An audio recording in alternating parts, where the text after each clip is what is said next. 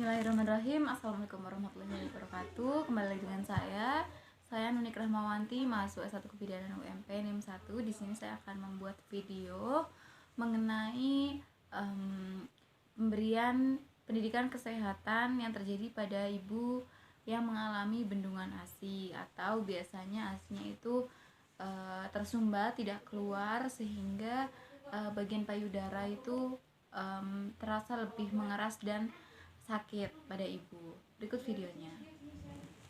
Baik, untuk poin yang pertama, apabila pasien datang, kemudian kita menyambut klien dan mempersilahkan duduk.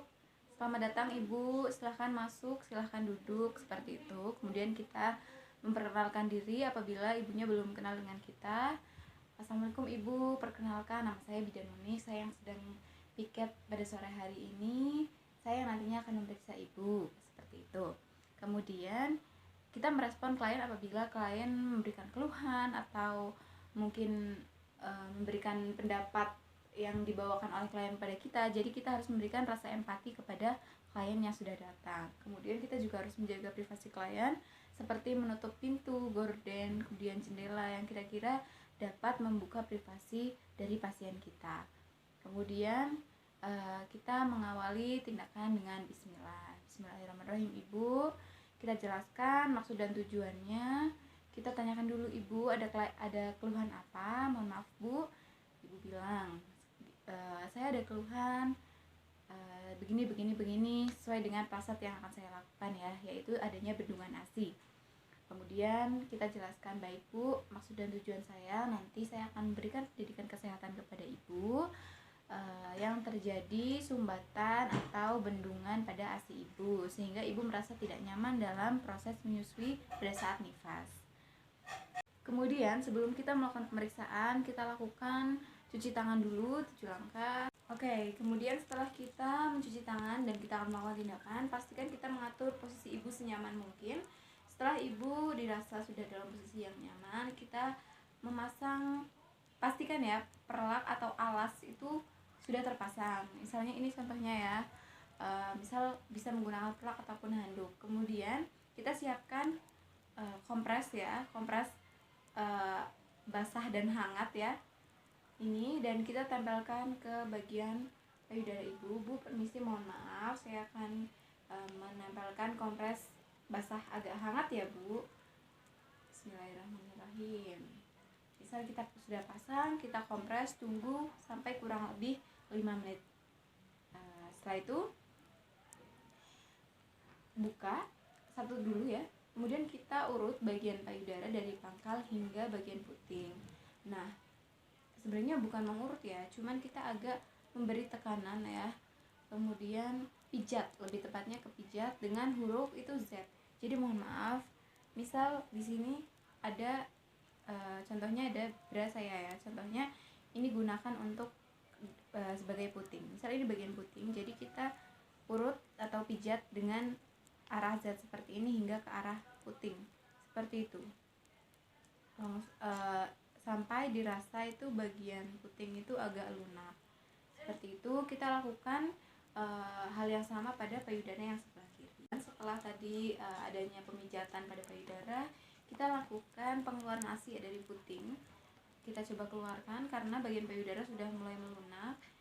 Setelah ASI keluar, pastikan bagian payudara juga sudah lunak juga, seperti itu. Apabila terjadi lecet, maka kita bisa menginisiasi dengan mengoleskan minyak kelapa yang sudah dimasak terlebih dahulu, seperti itu. Kemudian apabila puting lecet itu ajarkan ibu atau sarankan ibu untuk menyusukan payudaranya yang dalam keadaan sehat dulu, atau mungkin lecetnya nggak banyak, seperti itu. Jadi tidak memperparah atau memberikan tekanan pada yang sedang terjadi lecet, seperti itu. Tetapi pastikan juga, ingatkan ibu jangan terlalu terbiasa memberikan ASI dari satu payudara saja, tetapi nanti biasakan untuk memberikan ASI dari kedua bagian payudara, seperti itu.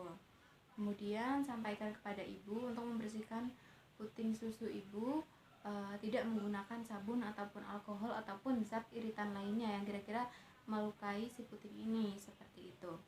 Ibu nanti kalau misalnya ibu membersihkan bagian payudara ibu, apalagi pada puting ibu, jangan dibersihkan menggunakan sabun atau lagi alkohol ya Bu.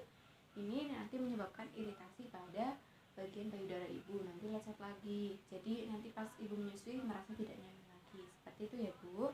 Kemudian setelah kita memberikan tahu kepada ibu, tahu menyarankan kepada ibu mengenai hal ini, kemudian kita meletakkan kain dingin pada payudara ya setelah menyusui, seperti itu. Jadi setelah selesai ibu menyusui, pastikan ibu selalu mengeringkan bagian payudara ibu ya Bu, ditempel dengan kain yang basah dingin kering, kemudian dikeringkan. Apabila ya Bu, ini juga perlu dianjurkan bahwa nanti itu setelah ibu menyusui, susu atau air susu ibunya, asinya itu dioleskan ke bagian puting dan areola, sehingga nanti mengurangi terjadinya iritasi, kemudian juga nanti dapat menjadi zat sendiri untuk pelembut bagian puting ibu, seperti itu. Kemudian pastikan ya Bu, sekali lagi pastikan ibu payudaranya dalam kondisi sehat, dalam kondisi kering dan bersih ya Bu, sehingga setiap anak mau menyusu kepada ibu itu kebersihannya sudah terjaga, seperti itu. Kemudian ibu bisa menyusukan air susu ibu kepada si buah hati sekitar 1-3 jam sekali, jadi tidak terdapat hambatan atau bendungan ASI yang nantinya akan menyumbat pengeluaran ASInya, seperti itu Bu. Kemudian jangan lupa ibu juga harus selalu menggunakan penyangga payudara yang sekiranya dapat menyangga bagian payudara dengan baik, seperti itu Bu. Kita sampaikan kepada ibu bahwa ibu pemeriksaan sudah selesai, alhamdulillah ASInya sudah keluar lagi, dan mudah-mudahan ya Bu, saran yang saya berikan bisa ibu diterapkan di rumah. Dan saya sangat mengucapkan alhamdulillah Bu, karena pemeriksaan hari ini alhamdulillah lancar ya Bu. Semoga ibu dapat menyusui anaknya lagi dengan baik dan benar secara sehat ya Bu. Saya percaya pada ibu bahwa ibu juga lebih tahu dan mungkin akan menyusui atau menyusukan ASI ibu pada anaknya dengan benar, seperti itu ya Bu, sehingga nanti juga tidak ada sumbatan lagi, seperti itu. Apa ibu ada pertanyaan mungkin Bu? Apabila ada pertanyaan atau mungkin ada yang sekiranya kurang paham, bisa ditanyakan kepada saya. Baik, belum ada ya Bu, jadi nanti ibu bisa, mungkin apabila ada keluhan datang lagi ke saya, nggak apa-apa, nanti kita bisa berkonsultasi atau melakukan pemeriksaan lagi.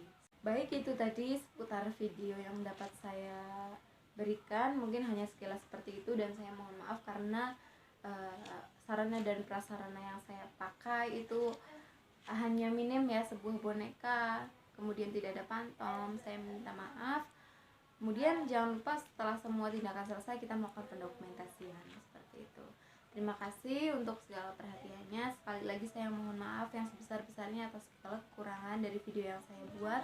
Billahi taufiq wal hidayah. Wassalamualaikum warahmatullahi wabarakatuh. Semoga ilmunya bermanfaat.